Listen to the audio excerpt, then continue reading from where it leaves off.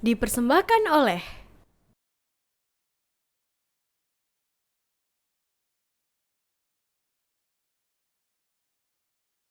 Bismillahirrahmanirrahim. Assalamualaikum warahmatullahi wabarakatuh. Pemirsa TVmu dimanapun Anda berada, senang sekali karena program podcast TV Show bisa kembali menyapa dan juga menjumpai Anda semuanya bersama dengan saya Vini Oliani. Dan tentunya kami juga berharap Anda semuanya selalu dalam keadaan sehat walafiat dan juga diberikan kemudahan serta kelancaran dan tetap semangat dalam menjalankan aktivitas sehari-hari. Dan pemirsa, kali ini saya berada di sebuah taman, tepatnya kebun pembibitan yang berada di Fakultas Pertanian UMJ, di mana saat ini kita juga akan membahas nih seputar dunia pertanian, yaitu mengenai peluang pengembangan dan bisnis pertanian perkotaan bagi generasi milenial.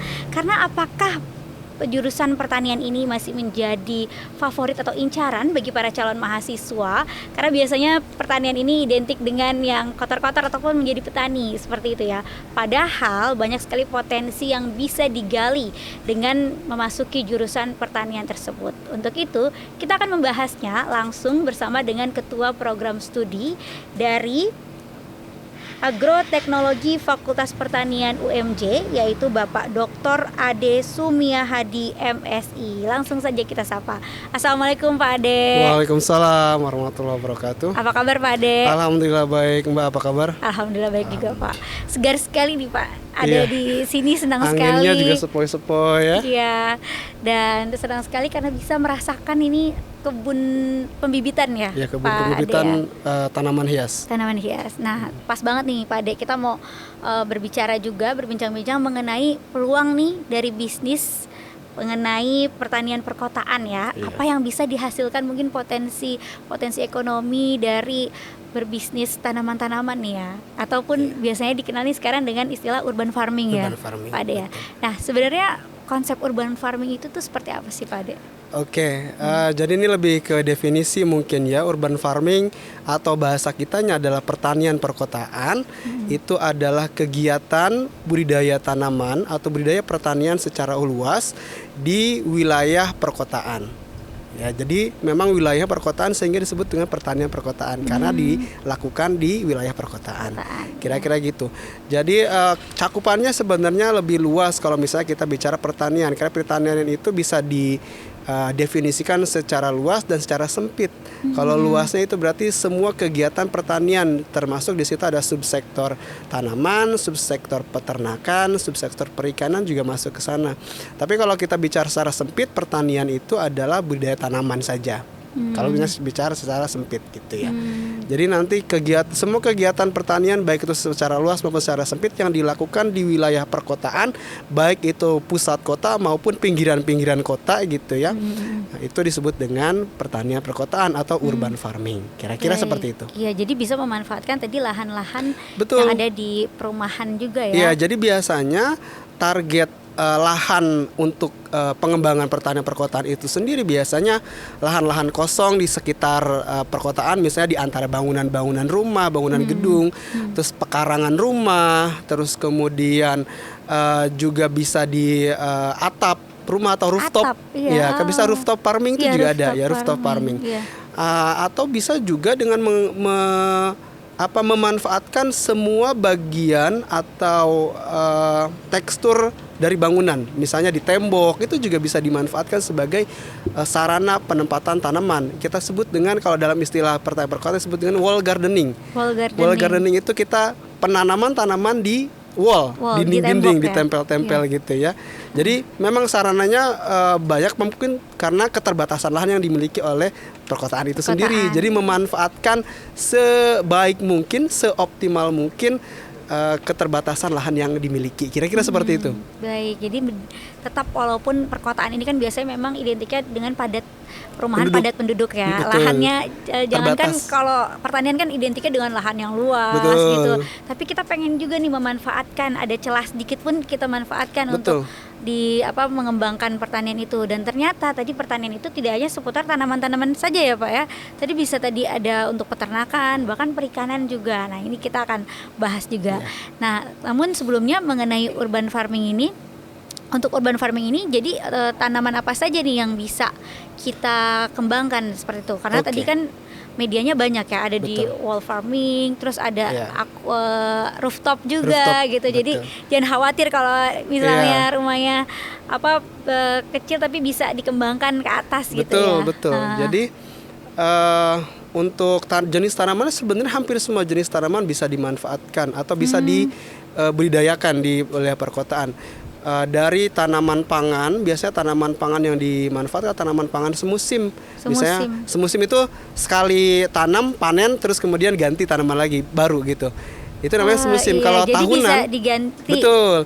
Jadi tanaman itu ada tanaman tahunan, tanaman setahun atau semusim dan tanaman tahunan.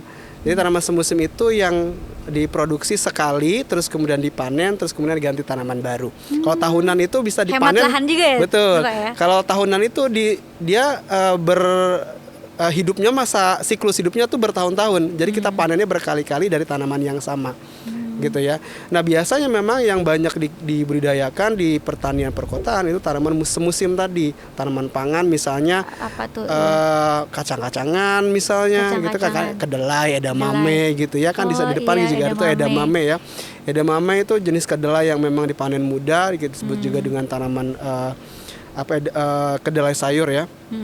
Misalnya kedelai, kacang-kacangan, kacang tanah itu juga bisa kemudian tapi yang lebih umum biasanya memang sayuran.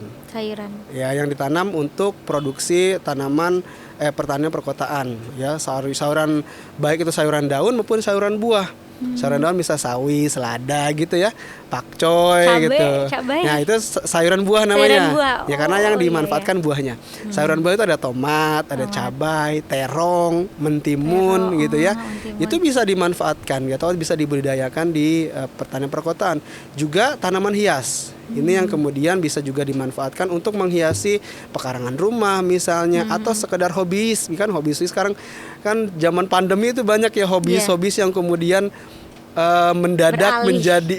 Menjadi kayak beralih tanaman hias. Bahkan tanaman hias harganya cukup melangit. Mahal. Waktu itu bisa sampai puluhan juta gitu ya. Betul. Nah, itu juga bisa kemudian dikategorikan ke sana untuk tanaman budidaya di pertanian perkotaan gitu. Tanaman-tanaman lain misalnya tanaman-tanaman tahunan itu biasanya tanaman-tanaman buah gitu kayak jambu air gitu ya. Terus rambutan gitu. Itu kan bisa juga ditanam di pekarangan rumah atau di taman-taman kota. Karena taman-taman kota itu juga salah satu termasuk bagian komponen dalam pertanian perkotaan. Gitu ya, jadi itu sebagai ruang terbuka hijau, kira-kira seperti itu ya. Ini jadi menarik ya, jadi ingin mendalami dunia pertanaman ini dan juga perkebunan gitu, karena tadi bisa mulai dari tadi kacang-kacangan, kacang edamame, terus kalau untuk yang saya tanaman buah itu sayuran cabai gitu ya, ini kan bisa menghemat artinya minimal budget rumah tangga ya, karena kacang edamame aja di pasar lumayan harganya, cabai juga gitu. Iya. Nah, ini untuk memulainya nih, misalkan saya kayaknya tertarik nih mau urban farming, apa nih langkahnya yang harus diambil? Mungkin langkah pertama adalah dilakukan secara sederhana dulu. Jadi urban farming atau pertanian perkotaan itu yang biasa kita temukan di kota-kota besar, salah satunya di Jakarta.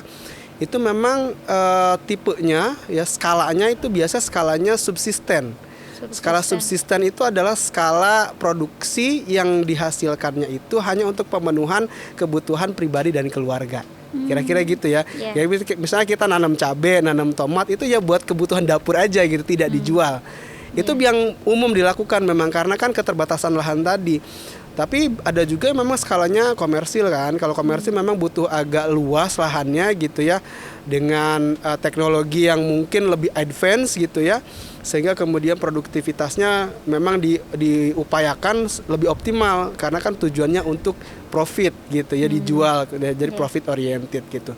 Nah, untuk memulai sendiri bisa dari yang sederhana, misalnya kita menggunakan bahan-bahan yang sederhana, barang-barang bekas misalnya potnya, kalau kita nggak punya pot misalnya, kita nggak punya pot, kayak harus beli gitu. Bisa pakai polybag yang lebih murah misalnya. Polybag itu kan sekilonya paling harganya 30.000, itu bisa isinya bisa puluhan gitu ya. Atau misalnya bisa menggunakan barang bekas, misalnya bekas kaleng cat gitu ya. Bekas wadah es krim misalnya untuk pengganti pot, itu bisa yang sederhana seperti itu. Itu bisa dicat juga jadi betul, bagus bisa ya, dihias Pak. sendiri justru kan, bisa lebih menarik gitu ya. Itu terus juga bisa menggunakan bahan-bahan misalnya media tanam yang organik yang bisa ditemukan limbah gitu ya. Limbah organik misalnya pakai arang medianya, arang sekam kah atau arang Untuk apanya kayu, nih, Pak? media tanam. Media tanamnya. Jadi nggak mesti harus pakai tanah, karena kan di kota kan kita susah nyari tanah ya. Iya, iya. Beton semua kan, aspal Baru semua tahu, gitu ya. bisa pakai arang Jadi bisa ternyata pakai ya. arang, bisa pakai arang sekam yang kayak sekam tau ya, sekam Iya. padi. Sekam padi yang bekas gilingan Bekas itu. gilingan. Nah, itu bisa dijual, biasanya dijual dengan harga murah tuh di toko-toko pertanian. Itu bisa digunakan juga. Bisa juga kalau misalnya dekat dengan tempat gergajian kayu. Nah, gergajian kayunya itu bisa juga serbuk gergajinya bisa juga sebagai media, atau bisa pakai sabut kelapa untuk media tanamnya, pengganti tanah ya. Nah, itu bisa juga. Jadi hal-hal yang sederhana kalau misalnya kita tidak punya tanah untuk digali gitu ya, untuk dimasukkan ke dalam pot gitu ya, karena di kota kan kita tahu sendiri ya, semua lahannya susah. Betul. Untuk nyari tanah buat masukin ke dalam pot aja nyarinya susah gitu. Susah, ya. Sehingga barang-barang seperti itu bisa digunakan gitu, sehingga kemudian bisa menghemat dan bisa juga tidak mahal kan, itu harganya murah, sangat murah. Bahkan kalau misalnya kita bisa menemukannya tidak dikelola gitu, kita gunakan gitu ya. Jadi memanfaatkan limbah untuk pertanian perkotaan. Itu yang memang digalakan sebenarnya di pertanian perkotaan, itu menggunakan limbah pertanian untuk pertanian lagi gitu. Jadi dari pertanian untuk pertanian, kira-kira seperti itu. Baik, ya ini udah mulai agak tercerahkan nih mengenai pertanian perkotaan atau urban farming gitu. Nah, Pak Ade, kita jeda sejenak ya. Boleh. Biar nanti pemirsa juga jeda nih untuk semakin membayangkan kira-kira bisa melakukan urban farming seperti apa. Iya. Kita akan lanjutkan kembali pemirsa, tapi jangan kemana-mana, kita simak dulu yang berikut ini. Pemirsa, terima kasih masih bersama kami dalam podcast TV Show dalam tema kita kali ini, yaitu peluang pengembangan dan bisnis pertanian perkotaan bagi generasi milenial nih. Wow, ini sangat seru sekali nih, karena biasanya sekarang generasi milenial nih juga sudah melek nih untuk melihat potensi ekonomi yang bisa diambil dari pertanian ya Pak Ade ya. Ya, nah Pak Ade tadi kan sudah menjelaskan tentang urban farming, konsepnya, bahkan bisa dengan melalui wall farming ya, dinding, tembok, manfaatkan itu semua, juga jenis-jenis tanamannya gitu. Nah, untuk menjaganya nih ataupun juga untuk melestarikannya, pupuknya nih, maksudnya pupuknya nih pemeliharaannya pemeliharaannya kita bisa dapatkan dari mana aja? Apakah bisa juga nggak harus beli nih misalnya, memanfaatkan yang ada gitu. Betul. Untuk pemeliharaan sendiri dari pemupukan maupun pengendalian hama dan penyakit misalnya ya, itu bisa juga dengan menggunakan bahan-bahan organik. Nah, pupuk sendiri itu bisa dari limbah-limbah organik, misalnya limbah dapur gitu ya. Itu bisa kita limbah dapur, kayaknya habis potong sayuran misalnya kan sisanya biasanya banyak tuh kulitnya segala macam ya, itu bisa kita komposkan sendiri. Kita punya ember sendiri, itu taruh dikomposkan di situ, kasih IM4, jadi ada IM4-nya gitu, itu untuk mempercepat proses dekomposisi pembusukan. Nah, itu bisa jadi kompos gitu ya. Jadi dimanfaatkan dari sampah organik, itu dimanfaatkan untuk kompos. Atau bisa juga menggunakan limbah-limbah cair, misalnya air cucian beras. Air cucian beras itu nutrisinya untuk tanaman sangat tinggi, sehingga sangat berpotensi untuk dijadikan sebagai pupuk organik. Ya, cair, pupuk organik cair. Berarti catat nih, kalau setelah membersihkan beras, air cucian itu jangan dibuang. Betul, langsung jangan siram dibuang, disiramkan ke tanaman. Ya, justru nanti tanamannya pasti akan bagus. Bagus ya. Iya, nitrogennya tinggi, kaliumnya tinggi, dan hemat air enzimnya juga tinggi ya di situ. Jadi hormonnya juga bagus di situ, vitaminnya bagus. Jadi memang bisa digunakan. Salah satunya itu ya, mungkin banyak lagi yang kemudian bisa dilakukan. Untuk pestisidanya sendiri itu bisa kita manfaatkan pestisida atau bahan-bahan yang organik juga, misalnya kulit bawang putih. Kulit bawang bisa ternyata Pak Ade. Betul, kulit bawang putih, terus kemudian daun pepaya misalnya. Nanti dia terurai sendiri. Nah, itu buat semprot si hamanya itu. Jadi kan hama itu kan sifatnya dia tidak menyukai bau-bau tajam. Nah, jadi pestisida organik itu sifatnya adalah repelan. Repelan itu penolak. Jadi dia preventif. Jadi kita semprotkan setiap hari supaya si hamanya tidak datang, kira-kira gitu. Oh begitu, iya. Jadi takut ya ini betul, hamanya. Jadi dia tidak suka jadinya. warna, tidak suka dengan aroma dan juga tidak suka dengan rasa pahit, sehingga bisa kita manfaatkan beberapa tanaman, misalnya daun-daunan atau limbah-limbah kayak tadi bawang misalnya kayak gitu ya. Itu kita blender, terus kita rendam di air, terus kemudian disemprotkan. Semprotkan ya. Ya, ilmu baru gitu. nih ya. Betul, itu bisa dimanfaatkan. Jadi bisa sederhana sebenarnya. Kalau misalnya memang skalanya skala kecil tadi ya, tapi kalau udah skala komersil kan butuh kebutuhannya jadi banyak, sehingga kemudian nanti agak sedikit banyak memerlukan bahan gitu ya, gitu. Itu aja sih sebenarnya. Tapi kalau untuk kita sendiri pemenuhan kebutuhan dapur gitu ya, itu sangat bisa dimanfaatkan gitu. Baik. Jadi kalau untuk skala komersil berarti kita bisa juga misalnya menyewa lahan kosong ya. Bisa, kita kembangkan. betul. Biasanya memang begitu. Jadi biasanya memang kalau yang skalanya komersil, karena dia produksinya kan harus stabil ya, apalagi kalau dia sudah stok ke swalayan gitu kan. Kalau swalayan kan stoknya nggak boleh putus gitu, sehingga biasanya memang butuh area yang agak sedikit lebih luas gitu, bisa sewa atau bisa beli. Kalau misalnya punya lahan kosong tanah sendiri, bisa dimanfaatkan untuk membuat lahan ya, bisa jadi greenhouse ataupun lahan terbuka juga bisa gitu ya. Jadi itu tergantung skalanya sebenarnya. Tapi kalau skala rumah tangga saja, kita bisa menggunakan apa yang ada di rumah tangga, di halaman rumah, pekarangan belakang juga bisa, kayak seperti di sini kan, ini kan belakang fakultas ya, belakang gedung, ini bisa juga dimanfaatkan gitu. Baik. Betul. Lalu ini sebenarnya seberapa besar sih Pak Ade potensi ekonomi ataupun juga bisnis nih yang bisa dihasilkan dari pertanian perkotaan atau urban farming ini? Kalau bisa nih yang caranya juga mudah ya, karena kan biasanya generasi milenial juga pengennya yang mudah-mudah ya, jangan yang susah-susah ya. Baik, mungkin kita bicara manfaatnya dulu kali ya. Manfaat pertanian perkotaan itu sendiri kan bisa dari berbagai aspek ya, bukan hanya dari ekonomi sebenarnya, dari lingkungan, terus kemudian dari kesehatan ya, juga dari ekonomi tentunya, dan sosial juga aja. Jadi untuk lingkungan kan otomatis dia kan lebih asri kan, lebih hijau, segar, ya? Oksigen juga lebih segar, udara yang kita hirup juga lebih segar, dan beberapa tanaman hias itu juga bisa menyerap polusi. Beberapa tanaman hias ya. Apa aja tuh? Misalnya lidah mertua. Tahu lidah mertua? Tahu. Ya kan, itu lidah kan mertua. Lagi booming sekali ketika betul, lidah mertua corona. itu salah satu jenis tanaman yang berfungsi juga sebagai penyerap polusi dan radiasi.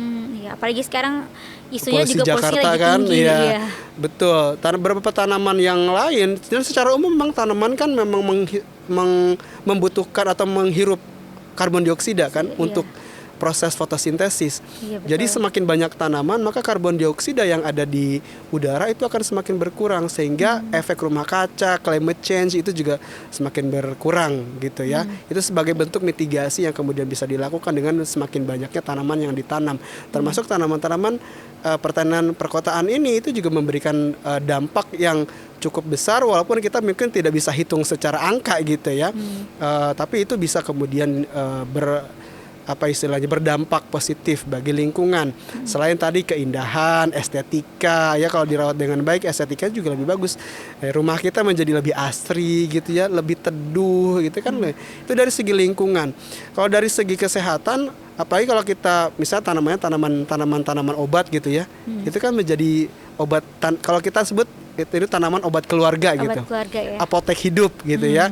Itu ada beberapa, memang di beberapa kelurahan. Kemarin saya juga baru ada pemberdayaan masyarakat gitu ya di kelurahan di Depok. Itu kita nanam apotek hidup. Jadi satu lahan kosong, rumah kosong itu kita sulap menjadi apotek hidup. Jadi di situ ditanam tanaman obat dan tanaman rempah. Jadi rempah dan obat. Jadi jahe, kunyit, kencur, cabai, tomat, terus semua jeruk nipis, tanaman obat, pokoknya mint dan segala macam itu kita tanam di sana. Itu salah satu bentuk yang kemudian bisa kita lakukan sebagai bentuk pertanian perkotaan. Salah satunya praktik pertanian perkotaan juga sebagai bentuk pengenalan edukasi kepada anak-anak di sekitar situ bahwa ini loh ada tanaman obat yang bisa kemudian digunakan. Bisa juga sebagai pencegahan penyakit kan, kesehatan gitu ya. Itu juga salah satu bentuk dari manfaat pertanian perkotaan secara sosial dan kesehatan.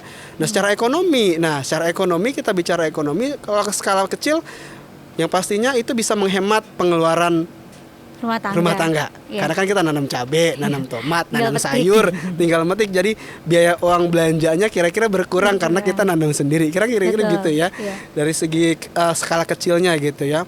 Skala besarnya bisa juga kemudian itu menjadi usaha yang sangat komersil. Ya, banyak sekali contoh-contoh di Jakarta Selatan ataupun Jakarta secara umum itu sudah ada yang sampai ekspor sampai ekspor tanaman hias. Wow, iya. Ya, beberapa itu masih skalanya nasional, masuk ke swalayan gitu ya, supermarket, minimarket, bahkan pasar tradisional gitu ya. Bahkan tanaman hias itu ada yang sudah ekspor ke Amerika, Australia gitu ya. Itu dari segi ekonomi kan sangat besar ya peluangnya. Karena peluang di Jakarta sendiri, maksudnya di kota itu kan belum banyak yang melakukan itu kan, sehingga kemudian peluangnya menjadi lebih besar. Jadi secara ekonomi sangat menguntungkan, selain juga memberikan peluang mata pencaharian, pekerjaan gitu ya. Kita bisa memberdayakan masyarakat sekitar untuk ikut bekerja. Misalnya masyarakat perkotaan yang mungkin kurang beruntung dengan pendidikan yang rendah, tingkat ekonomi yang rendah, kita bisa kemudian berdayakan untuk kemudian terlibat di dalam pertanian perkotaan yang kita lakukan, yang nanti kita sistemnya ya penggajian ya, gitu kan, itu tenaga kerja ya. Kemudian itu juga dari segi ekonomi juga sangat potensial untuk kemudian dilakukan gitu ya. Baik, nah Pak Ade, jika kita juga ingin merambah ke sektor bisnis itu tadi ya, untuk yang skala nasional ataupun dimulai dari skala kecil itu kan bisa dari supermarket Betul. Nah ini bagaimana juga untuk pemasarannya, dan jika ingin lebih besar lagi ternyata sukses nih, ingin ekspor tidak, itu bagaimana juga tuh alurnya? Alur pemasarannya sebenarnya mungkin orang agribisnis akan lebih paham ya. Tapi secara sederhananya gini aja ya. Secara sederhananya pemasarannya itu bisa dilakukan door to door dari masyarakat. Ya, biasanya tuh kalau yang skalanya kecil itu door to door, misalnya ke tetangga, nanti tetangga beli gitu kan. Itu yang skala kecilnya. Skala menengah mungkin bisa ke pasar tradisional. Jadi kita bisa ke pasar tradisional, ke penjual sayuran itu menawarkan, kita punya produk sayuran hasil pertanian perkotaan, mau nggak kemudian kita jual, atau misalnya kita langsung jual saja. Kan biasanya ada beberapa juga yang pasar kaget gitu ya kan. Misalnya di sini di apa sih namanya nih? Pasar Jumat atau yang bukan pasar Sandratek, UMJ, betul. ya? Sandratek itu di depan kan ada pasar kaget setiap hari Sabtu. Itu bisa kemudian kita pasarkan di sana secara sederhana ya, skala kecilnya, skala kecil menengah lah kita bisa untuk ke permulaan pasar. awal. Betul, untuk permulaan awal, Bu. Baru dari situ kemudian kita nanti bisa mencari pasar yang lebih besar, misalnya ke minimarket. Bisa minimarket lah gitu ya, minimarket secara umum. Itu kan mereka juga jualan sayuran dan buah-buahan gitu. Itu bisa kemudian yang penting kan kita kemudian bisa melihat peluang pasar yang ada. Kan kalau kita bisnis kan harus melihat peluang pasar yang ada ya. Itu yang kemudian kita bisa manfaatkan atau kita ambil potensi tersebut gitu ya, memanfaatkan potensi tersebut untuk kemudian kita pasarkan sampai kemudian nanti beranjak kita misalnya nanti naik dari minimarket ke supermarket gitu ya, baru kemudian ke ekspor. Memang kalau ekspor sih lebih ketat ya. Ke swalayan saja itu biasanya gradingnya, sortirnya, kemudian kan mereka punya standar tertentu ya. Kita pernah juga menjual yang di sana di depan itu, kita punya hidroponik, Fakultas Pertanian punya hidroponik. Kita sempat itu menjual ke salah satu apa istilahnya ya, penyalur lah gitu ya. Dia pengumpul terus kemudian untuk dijual ke supermarket. Kita pernah jual juga waktu itu. Cuma memang karena tingkat sortirnya itu terlalu ketat sehingga walaupun harga jualnya memang mahal sih, cuma memang prosesnya panjang. Ya, di sini sortir, nanti di sana disortir lagi, sehingga kemudian karena mereka punya grade tersendiri yang kemudian bisa masuk ke pasar mereka kan gitu. Sehingga kemudian itu tapi kalau untuk ekspor lebih dari itu, sehingga kan kita harus menyesuaikan dengan pasar luar negeri seperti apa yang mereka butuhkan. Gitu ya, itu survei pasar perlu dilakukan gitu. Sehingga nanti kita bisa menyesuaikan produk yang akan kita hasilkan itu sesuai dengan dibutuhkan. Permintaan pasar yang ya. diinginkan, gitu kan kira-kira. Iya, baik, ternyata seru ya dunia pertanian itu ya. Seru, Tidak betul. hanya sekedar kotor-kotoran menanam ataupun istilahnya menjadi petani gitu. Ternyata ini sekarang semakin berkembang, yang mana banyak potensi di dalamnya yang bisa dikembangkan. Baik Pak Ade, kita akan lanjutkan kembali dan juga pemirsa. Tapi kita lihat dulu nih pesan-pesan yang mau lewat berikut ini. Pemirsa, terima kasih masih bersama kami dalam podcast TV Show. Kali ini kita membahas mengenai peluang pengembangan dan juga bisnis pertanian perkotaan bagi generasi milenial bersama dengan Pak Ade. Kita lanjutkan kembali Pak Ade. Iya. Nah Pak Ade, ini ternyata seru sekali ya untuk bisa memulai urban farming ataupun tadi pertanian perkotaan gitu. Nah biasa ini kalau kita memulai sesuatu ini suka ada tantangan nih atau kendalanya nih. Nah kira-kira tantangannya nih untuk memulai urban farming ini nih apa nih? Oke, mungkin tantangannya lebih ke pengetahuan dan keterampilan ya mungkin ya. Apalagi kalau misalnya kita basicnya tidak ada basic pertanian nih. Iya. Memulainya gimana ya? Biasanya kan gitu ya. Tapi tertarik. Tapi bingung nih mulainya dari mana gitu. Itu biasanya memang itu yang menjadi salah satu kendala ya, tantangan yang kemudian terjadi dalam pengembangan pertanian perkotaan ya. Jadi memang itu yang kemudian yang kedua, ya pertama tadi SDM-nya ya, jadi SDM-nya dari keterampilan dan pengetahuannya yang kurang memadai. Terus kemudian juga tantangan yang lain adalah sumber daya sarana dan prasarana mungkin ya, karena kan mungkin bisa dilakukan secara sederhana, tapi untuk melakukan skala yang agak besar, memang membutuhkan instalasi yang cukup agak rumit ya. Misalnya kita mau melakukan hidroponik misalnya. Ya, hidroponik itu kan salah satu teknologi pertanian perkotaan dengan menggunakan air sebagai media tanam. Jadi dia tidak menggunakan tanah. Tanamannya jadi mengapung. Iya, tanamannya itu cuma dialiri air. Ya kita kan punya di depan tuh. Ya kita punya instalasi hidroponik ada tiga tempat gitu ya, 3 rak.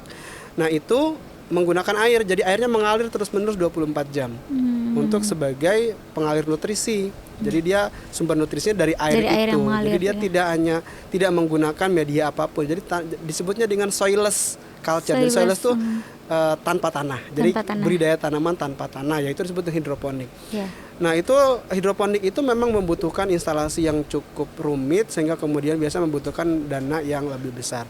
Tapi bisa kita akalin sebenarnya dengan barang-barang bekas. Nah tapi kan itu kalau orang yang tidak paham, balik lagi ya, nanti akan bingung sendiri gitu. Sehingga kemudian memang butuh orang-orang yang butuh belajar lah kira-kira seperti itu ya. Nah itu mungkin jadi salah satu kemudian misi dari Fakultas Pertanian UMJ khususnya di agroteknologi untuk memberikan pengetahuan dan keterampilan khususnya di bidang pertanian perkotaan, umumnya di bidang pertanian secara umum. Kira-kira seperti itu. Baik ya. Tadi Pak Ade membahas tentang hidroponik ya. Saya pernah dengar juga seperti aquaponik ya. Itu sama atau beda atau bagaimana? Prinsipnya sama sebenarnya. Dari dia tidak menggunakan tanah. Bedanya kalau hidroponik itu cuma ada tanaman.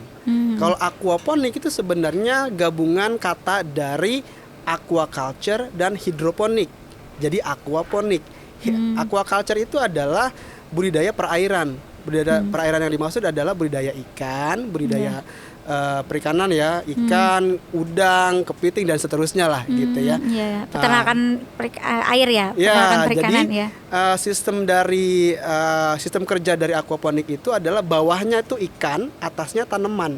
Jadi gitu, air nutrisinya itu diambil dari kolam ikan itu. Jadi air dari kolam ikan dialirkan ke tanaman sebagai nutrisi, karena di kolam ikan itu banyak nutrisinya ternyata, gitu ya. Jadi dari kotoran ikannya, dari pakan ternaknya, pakan ikannya yang kemudian tercampur dengan airnya itu, nah itu menjadi sumber nutrisi bagi tanaman. Jadi tanamannya itu mengambil nutrisi dari kolam ikannya itu, air kolam ikannya. Nanti air kolam ikannya itu tersaring dengan sendirinya oleh tanaman. Nanti balik lagi udah bersih ke kolam ikannya. Jadi itu simbiosis, namanya integrasi.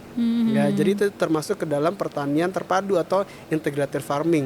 Jadi menggabungkan antara 2 atau lebih subsektor pertanian. Jadi bisa dapat banyak ya. Ya, jadi dapat, sekali budidaya, sekali budidaya dapat tanamannya, dapat ikannya juga. Jadi pulang-pulang makan pecel lele kira-kira Pecel gitu lele, ya. ya. Bawahnya lele, atasnya selada Atasnya gitu kan. selada, Jadi ya. pecel lele gitu ya.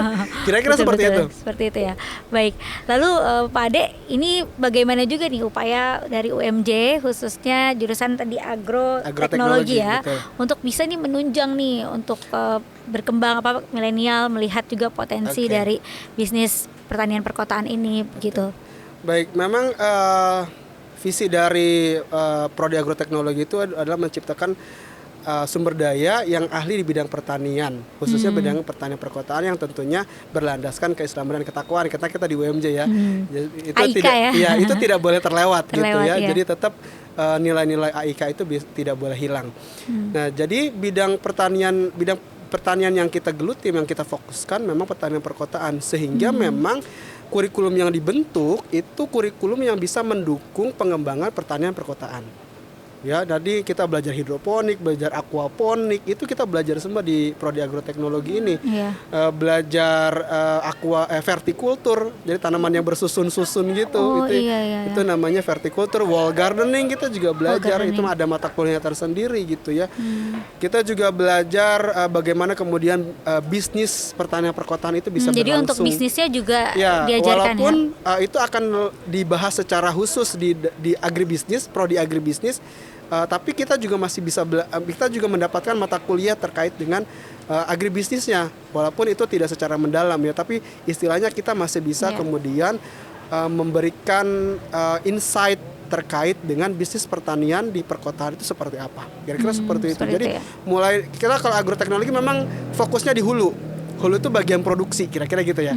Kalau agribisnis itu ke hilir, bagian pemasaran dan Pemasarannya, seterusnya. ya. Tetapi kita juga tidak bisa lepas kemudian agroteknologi juga butuh kira-kira dasar untuk hilirnya, walaupun cuma dasar ya, supaya nanti ketika kita terjun ke lapangan, kita mau bisnis, kita punya dasar hilirnya, walaupun fokusnya tetap di hulu gitu. Baik, jadi agroteknologi itu fokusnya di produksi. Misalnya produksi tanamannya nih, Betul. jadi bagus, terus jadi teknologi budidayanya teknologi lah budidayanya ya, gitu, pengembangannya, Betul. pemberdayaannya, terus ini misalnya tanaman ini ternyata potensi Iya, khasiatnya betul. apa aja nih gitu. Ya, jadi mulai dari perbenihan, jadi kita ada mata kuliah teknologi benih dan produksi benih, mulai dari pembenihannya seperti apa, benih yang bagus itu seperti apa, bagaimana memproduksi benih seperti apa, itu ada. Sampai kemudian penanaman budidayanya seperti apa, budidaya tanaman hias, budidaya tanaman obat, budidaya tanaman pangan gitu ya, budidaya tanaman sayuran, hortikultura dan seterusnya, itu juga dibahas. Sampai kemudian pemupukan, mulai dari kesuburan tanahnya seperti apa, terus kemudian teknik pemupukannya seperti apa, unsur haranya seperti apa dan seterusnya. Sampai ke panen dan juga. pasca panen. Bagaimana panen yang baik itu umurnya seperti apa, kategorinya seperti, karakteristik panen yang baik yang tepat itu seperti apa. Sampai pasca panennya, penanganan setelah panen, misalnya pengemasannya seperti apa supaya dia kemudian tidak mudah layu dan tidak mudah seterusnya. busuk ya. Ya, kayak gitu-gitu tuh dibahas. Jadi mulai dari perbenihan, persiapan lahan, bahkan ada pengolahan lahannya seperti apa gitu ya, sampai pasca panen itu akan dibahas semua di dalam prodi agroteknologi. Mendalam jadi ya. Betul Ya. ya. Jadi Semuanya. ada mata kuliah tersendiri, itu semua ada mata kuliahnya. Iya. Dibahas secara mendalam di masing-masing mata kuliah yang kemudian diajarkan. Baik, jadi kalau penasaran dan lebih ingin mengembangkan lagi ya untuk bisnis pertanian perkotaan, semuanya itu dipelajari ya di Betul. jurusan pertanian, jurusan agroteknologi ini ya. betul. Lalu nanti kaitannya dengan tugas akhir mahasiswa nih. Tugas akhir mahasiswa ini bagaimana? Apakah mahasiswa ditugaskan membuat urban farming ataupun mungkin bisnis urban farming atau meneliti kandungan dari sebuah tanaman gitu. Bagaimana nih? Baik, Pak untuk Ade? prodi agroteknologi sendiri memang karena fokusnya adalah hulu, produksi ya, sehingga memang mahasiswa itu untuk tugas akhirnya harus menanam. Harus menanam ya, Harus menanam. Karena harus berani kotor-kotoran yang harus mengenal menanam tanaman karena dia. nanti mahasiswa itu ketika keluar lulus bekerja di perusahaan pertanian harus paham ini pupuknya ngitungnya gimana, Iya, misalnya betul, gitu, iya. aplikasinya seperti apa, media tanam yang baik itu seperti apa dan seterusnya. Jadi memang harus menanam. Nah, menanamnya baik itu melakukan penanaman secara pertanian perkotaan, bisa hidroponik gitu ya, atau pakai pot, pakai polybag dan seterusnya. Memang fokusnya tetap di pertanian perkotaan gitu ya, dengan teknologi pertanian perkotaan yang ada bisa diteliti semuanya, baik dari segi unsur haranya, media tanamnya, struktur pertanian perkotaannya, gitu ya. Terus kemudian pembibitannya seperti apa, misalnya pembenihannya, jenis benihnya seperti apa, itu kemudian diteliti sama mahasiswa agroteknologi sebagai tugas akhir. Baik. Nah, Iya. berarti ini ada program magang juga atau program Ada. PKL apa KKN misalnya kuliah Ada, kerja jadi nyata? KKN sama magang. Kalau KKN kan memang wajib universitas ya, jadi semua fakultas itu ada KKN ya. Tapi magang itu di kita juga ada, dan magang itu memang kita wajibkan mahasiswa harus magang di instansi pertanian. Baik itu instansi pemerintahan, bisa kementerian, balai, dinas dan seterusnya, atau di perusahaan-perusahaan pertanian. Baik itu perusahaan besar misalnya kayak misalnya gitu ya, atau misalnya juga kan punya kebun sendiri gitu ya, atau perusahaan-perusahaan menengah UMKM gitu ya misalnya. Ini Jadi, apa ada ya ya gitu, jadi seperti itu. Seperti Jadi itu ya? intinya mahasiswa harus bisa kemudian mendapatkan input terkait dengan dunia kerja di bidang pertanian itu seperti apa, kira-kira Baik, seperti itu. Tapi ini ada kerjasama juga yang dijalin misalnya secara Ada. resmi MOU dari Ada, Fakultas betul. Jurusan Agroteknologi Ya, dengan ada. pihak mana saja? Ya, untuk kerjasama sendiri ada dengan Balai Penelitian Tanaman Sayuran di Lembang, Bandung. Terus kita punya kerjasama juga dengan Mekarsari yang di Bogor iya, ya, Bogor, Taman Buah iya. Mekarsari. Walaupun itu harus diperbaharui terus kan, karena kan MOU kan ada batasnya. Terus kemudian dengan Godong Ijo, kita punya Godong Ijo, yang restoran Godong Ijo itu kan ada mereka punya Iya. kebunnya. Nah, mahasiswa bisa magang di sana di kebunnya itu, bagaimana kemudian pemeliharaan tanaman di kebun Godong Ijo. Terus di beberapa kebun asosiasi perkebunan yang di Jogja dengan Sido Muncul juga kemudian kita akan mencoba, sudah ada komunikasi tapi kemudian akan dicoba kemudian bekerja sama supaya mahasiswa bisa magang di Sido Muncul juga. Terus di beberapa balai penelitian, terus kemudian dinas-dinas pertanian di DKI Jakarta, balai-balai penyuluhan, dan juga BRIN iya, beberapa organisasi riset di BRIN itu juga kita bekerja sama supaya mahasiswa kemudian bisa, misalnya di sini yang di Batan sini, Batan tenaga nuklir sini, mahasiswa kita sering sekali penelitian dan magang di sana. Karena di sana kan ada penelitian tanaman juga, jadi mutasi tanaman dan seterusnya. Jadi banyak ya Ya, kerjasama insya yang Allah, dijalin jadi dengan mahasiswa berbagai akan tetap mendapatkan instansi. instansi magang yang berkualitas lah, kira-kira seperti itu. Baik ya, Pak Ade, ini menarik sekali dan kita ingin tahu juga nih kira-kira prospek dari lulusan jurusan pertanian, jurusan agroteknologi itu apa aja sih gitu kan? Selain mungkin misalnya yang berbau-bau dengan tanaman, apakah ada lainnya gitu, potensi lainnya? Ya. Tapi simpen dulu ya, Baik. Pak Ade ya. Kita akan bahasnya setelah yang berikut ini. Pemirsa tetap bersama kami, kita akan kembali sesaat lagi. Pemirsa, kembali lagi dalam podcast TV Show. Kita lanjutkan kembali bersama dengan Bapak Ade. Ini pembahasan mengenai bagaimana untuk bisa mengembangkan bisnis pertanian perkotaan atau urban farming bagi generasi milenial nih khususnya ya. Nah, Pak Ade, Ya. kita lanjutkan lagi nih. Ya. Kira-kira kalau nanti ada nih penonton TV-mu juga TV UMJ nih yang tertarik, aduh kayaknya boleh nih saya melanjutkan ke jurusan pertanian agroteknologi ini gitu. Tapi nanti kira-kira lulusannya jadi apa aja nih prospek kerjaannya? Prospek pekerjaannya sebenarnya banyak ya. Untuk target lulusan sendiri, profil lulusan sendiri kan bisa kemudian pengusaha di bidang pertanian ya. Banyak juga beberapa lulusan kita yang kemudian akhirnya menjadi pengusaha di bidang pertanian. Ya, di Serang ada, di Subang juga ada lulusan-lulusan alumni pertanian yang memang dia kemudian berwirausaha gitu ya, berwirausaha di bidang pertanian. Nah, terus kemudian selain itu juga peluang-peluang usahanya banyak sekali di Kementerian Pertanian, alumni kita juga banyak. Ya, alumni kita banyak juga di Kementerian Pertanian, di dinas-dinas di dinas Kota Tangsel juga ada, di Jakarta juga ada beberapa dinasnya, bahkan ada di Kepulauan Seribu. Ada juga alumni kita di Dinas Pertanian dan Ketahanan Pangannya ya. Terus kemudian bisa juga kemudian jadi peneliti di BRIN misalnya, peneliti di kementerian, itu juga ada alumni kita. Penyuluhan juga, jadi penyuluh pertanian itu juga bisa juga jadi dosen ya. Iya. Misalnya saya juga Sering alumni Pak Ade, sini. iya. Oh iya. Saya alumni sini juga. Saya alumni sini. Baik, Masya Allah. Kemudian jadi iya. dosen. Beberapa alumni sini juga ada yang jadi dosen di sini juga, ada juga dosen di luar. Kemudian kuliah lagi kan gitu, jadi studi lanjut juga ada beberapa yang kemudian studi lanjut yang melanjutkan studinya untuk berbagai ini ya kegiatan pekerjaan gitu ya, mendukung itu kan Ya, gitu. jadi sangat terbuka lebar Sangat ya. terbuka lebar ya, Iya. walaupun tidak terbatas di bidang pertanian sebenarnya kan.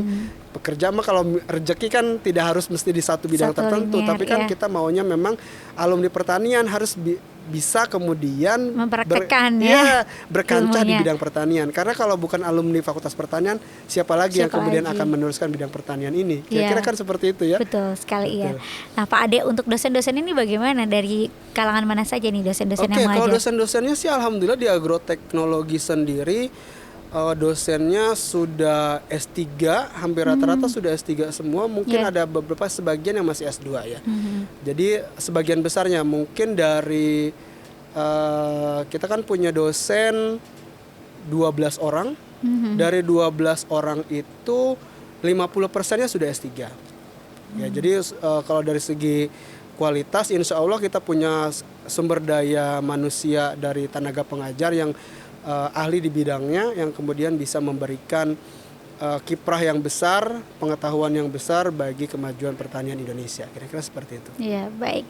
Lalu dengan prestasi nih, kira-kira Nah. prestasi apa aja nih yang udah diraih oleh mahasiswanya ataupun juga mungkin dosennya? Oke, untuk mahasiswa dulu mungkin ya. Iya, Untuk boleh. mahasiswa sendiri sebenarnya dengan adanya kegiatan MBKM, Merdeka Belajar Kampus Merdeka itu, MBKM, mahasiswa ya. kita sangat aktif. Tergolong fakultas yang aktif ya. Jadi fakultas pertanian tergolong karena fakultas pertanian kan yang mahasiswanya sudah banyak itu di agroteknologi, agribisnis kan baru satu angkatan. Satu angkatan. Ya, jadi memang semuanya dari Ini sudah dari berapa angkatan? Tahun kalau berapa Pak? agroteknologi dari tahun 1982. Wow, Jadi termasuk yang awal-awal ya Iya, Pak Ade memang ya. Iya. waktu Agroteknologi. zamannya Universitas Muhammadiyah Jakarta berubah jadi universitas, itu salah satunya ada Universitas Pertanian, Fakultas Pertanian di dalamnya gitu Iya, ya. iya. Jadi 1982. Nah, dengan kegiatan MBKM ini mahasiswa kita tahun lalu ada 10 orang yang mengikuti pertukaran mahasiswa merdeka ke berbagai universitas di seluruh Indonesia. Dari Aceh sampai Nusa Tenggara Barat. Ya, ada 10 orang dari 40 orang yang dikirim oleh universitas. Jadi 10 orangnya dari agroteknologi. Dari sini, ya. Terus kemudian di tahun lalu juga kita mengirimkan 14 orang magang merdeka di berbagai daerah juga, ada yang di Sulawesi Tenggara, Sulawesi Tengah, Sulawesi Selatan, Sumatera Utara, ya, Iya. berbagai ini sampai di Cianjur. Jadi berbagai komoditas, ada komoditas kopi, jagung, terus kemudian kakao, cabai dan seterusnya. Terus kemudian juga kita berhasil meraih pendanaan P2MW. P2MW itu program pengembangan wirausaha mahasiswa. Itu tahun lalu kita dapat 6 kelompok pendanaan wirausaha dari kementerian. Ya, terus kemudian PKM 1 kelompok, salah satunya si Raihan itu, kelompoknya Raihan yang pakan ternak itu. Ya, terus kemudian tahun ini kita mendapatkan juga 6 P2MW pendanaan lolos 6 kelompok dan 6 kelompok PKM. Dari universitas itu 6 PKM itu apa? PKM itu program kreativitas mahasiswa yang didanai oleh Kementerian Pendidikan Kebudayaan Ristek. Ya, jadi Kemendikbudristek kan setiap tahun ada program kreativitas mahasiswa. Nah, kita selalu mengirimkan mahasiswa kita. Alhamdulillah tahun ini ada 6 kelompok. Nah, terus kemudian prestasi lainnya ya, masih dari segi akademik, Raihan tahun lalu berhasil juga mendapatkan peringkat ketiga PKM ya. PKMK waktu itu program kreativitas mahasiswa kewirausahaan PTMA se-Indonesia. PTMA ya, jadi itu tingkatnya PTMA tapi nasional. Terus tahun lalu juga kita berhasil ada 1 kelompok wirausaha mahasiswa yang berhasil mendapatkan pendanaan dari Kemenpora, Kementerian Pemuda dan Olahraga. Terus tahun ini kita juga berharap ada lagi karena tahun ini kan akan ada banyak kelompok yang kemudian didanai. Mudah-mudahan tahun ini bisa lolos PIMNAS ya, pekan ilmiah. Timnas, Pekan ilmiah mahasiswa nasional. Mudah-mudahan dari 6 kelompok itu mungkin minimal ada 1 saja yang lolos gitu ya. Sampai ke Pimnas itu bisa mengharumkan nama Fakultas Prodi Agroteknologi, Fakultas Pertanian dan juga UMJ secara umum gitu ya. Dari segi akademik ada beberapa mahasiswa kita kemarin berhasil meraih peringkat ke-1 sampai ke-3 dalam pekan seni ilmiah dan MTQ UMJ ya. Terus juga dari segi non akademisnya ada mahasiswa kita yang juara balap motor kemarin ya, atas nama Faris itu. Terus kemudian juga ada mahasiswa kita juga juara di cabang olahraga apa tuh, Jiu-Jitsu atau apa gitu, saya lupa namanya, bela diri itu di PON kemarin ya. Terus juga beberapa prestasi non akademik lain ya, yang kemudian saya lupa satu persatunya, tapi alhamdulillah mahasiswa kita aktif baik itu dari segi akademiknya maupun non akademisnya dan berprestasi alhamdulillah. Baik, alhamdulillah banyak sekali ternyata sederet prestasi ya. Lalu untuk alumni nih, kira-kira ini kan termasuk jurusan yang tertua ya. Betul. Di universitas tertua Muhammadiyah ini. Nah, kayak hubungan seperti apa juga yang dijalin dengan para alumni? Oke, kita punya ikatan alumni Fakultas Pertanian. Ya walaupun mungkin tidak terlalu banyak kegiatan, tetapi silaturahmi kita sangat bagus. Ini terkait dengan peluang-peluang kerja gitu ya, peluang-peluang magang, karena alumni kita juga banyak yang kemudian kerja di bidang pertanian, baik itu di instansi pemerintahan maupun di wirausaha, sehingga kemudian kita bisa berkolaborasi dengan alumni untuk pemagangan mahasiswa ya, junior-juniornya lah kira-kira begitu ya, untuk kemudian magang dan juga kegiatan-kegiatan lain, misalnya penelitian dan seterusnya, penelitian tugas akhir, untuk kemudian ditempatkan di tempat-tempat bekerja para alumni ya. Selain itu juga banyak informasi pekerjaan. Jadi biasanya kita kemudian ada alumni yang kemudian menitipkan lowongan pekerjaan, ada di kita punya buka lowongan pekerjaan untuk mahasiswa. Biasanya kan kita kemudian mengirimkan alumni kita ke sana gitu. Lebih sebatas itu sih sebenarnya, untuk kemudian memberikan peluang kerja dan pemagangan proses pembelajaran mahasiswa, kira-kira seperti itu. Lalu apakah ada juga program khusus mungkin yang digulirkan dari agroteknologi ini, tentunya juga untuk menunjang tadi akademik, mahasiswa dan lainnya, program unggulan yang digulirkan? Oke, program unggulan sendiri ini masih sebatas kepada penguatan di bidang penelitian dan pengabdian masyarakat dosen.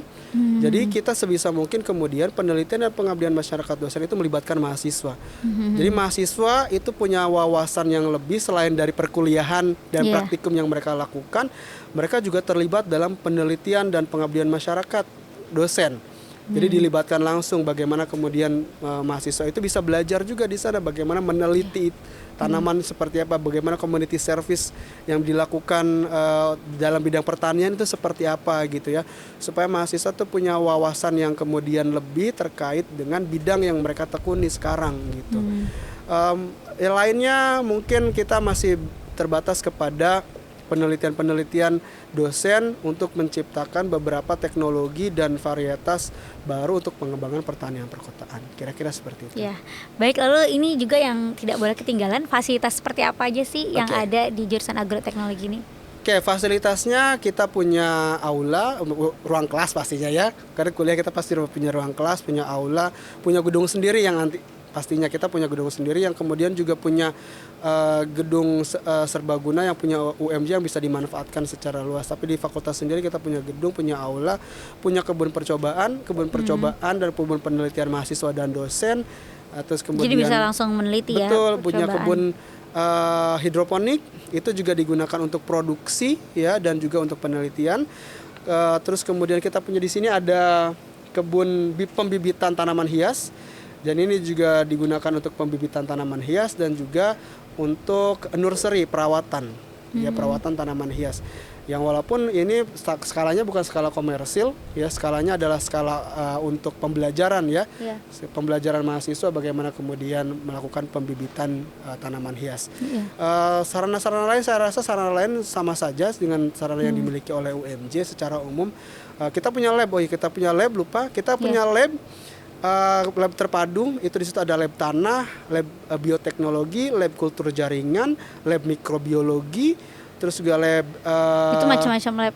Iya, jadi labnya di situ satu lokasi, tapi kita punya lab-lab tersendiri. Jadi ada ruang-ruangan khusus. Jadi ini lab kultur jaringan memang khusus untuk digunakan proses kultur jaringan. Kita di sini kan ada dosen yang kemudian meneliti khusus terkait kultur jaringan, menghasilkan tanaman-tanaman melalui proses kultur jaringan. Ada lab tanah dan lab tanah itu jenis-jenis tanahnya. Iya, jadi menganalisis unsur hara gitu di dalam tanah seperti apa, menganalisis pH tanah seperti apa, itu ada labnya tersendiri. Ada lab biologi dan mikrobiologi. Mikrobiologi itu apa tuh? Mikrobiologi itu yang kita pakai mikroskop gitu loh, yang kita ya itu mikrobiologi yang dia makhluk-makhluk mikroorganisme lah, kira-kira seperti itu. Bioteknologi juga ada. Bioteknologi seperti itu apa lagi? Biasanya lebih kepada bagaimana kemudian teknologi itu diterapkan kepada makhluk hidup, khususnya tanaman, khususnya tanaman. Jadi di situ ada proses fermentasi, proses macam-macam lah di situ dilakukan di lab tersebut. Satu lagi tadi ada lab terpadu. Lab terpadu itu biasanya lab umum, ya, biasanya bisa digunakan untuk lab kimia, lab apa dan seterusnya. Gitu. Baik, ya, ini menarik sekali, Pak Ade. Tidak terasa nih kita sudah hampir sampai di penghujung acara. Pak Ade boleh berikan juga closing statement Pak Ade mengenai untuk pengembangan dan juga bisnis dari pertanian perkotaan atau urban farming ini bagi generasi milenial seperti apa? Untuk generasi milenial ini sebenarnya generasinya sekarang udah bukan milenial lagi, Gen Z bahkan, Gen Z ya. Gen Z, generasi Z ini kan generasi yang sekarang sedang kuliah, ya. Sektor pertanian adalah sektor yang sangat mempengaruhi ekonomi Indonesia secara nasional, karena salah satu sektor pertanian memberikan devisa yang paling tinggi, salah satunya adalah pertanian. Sehingga sektor pertanian tidak akan mati selama kita masih makan. Karena bahan makanan kita itu semuanya dari sektor pertanian. Betul. Bahan makanan, bahan tekstil itu dari pertanian. Sehingga bergerak di bidang pertanian itu merupakan prospek atau peluang yang tidak akan pernah habis. Sehingga generasi milenial jangan khawatir, jangan ragu untuk memilih Fakultas Pertanian, khususnya agroteknologi, sebagai jurusan yang dipilih untuk menimba ilmu, karena peluangnya memang sangat besar untuk kemudian terus berkembang dari tahun ke tahun, karena kita perlu makan, manusia akan semakin banyak setiap tahunnya, sehingga kebutuhan pangan akan semakin banyak dengan semakin menyempitnya lahan-lahan pertanian, sehingga kita butuh teknologi yang kemudian bisa menyokong itu, sehingga pengembangan ilmu pertanian menjadi sangat penting dan kemudian menjadi sektor yang sangat strategis untuk dikembangkan dan kemudian ditekuni, sehingga peluangnya sangat besar untuk ditekuni, ya, maksudnya dipelajari. Baik, ya. Baik, Pak Ade, boleh satu lagi juga ajakan untuk pemirsa TVMU, juga TV UMJ, jika tertarik juga nih di bidang pertanian, mungkin bisa bergabung menjadi bagian.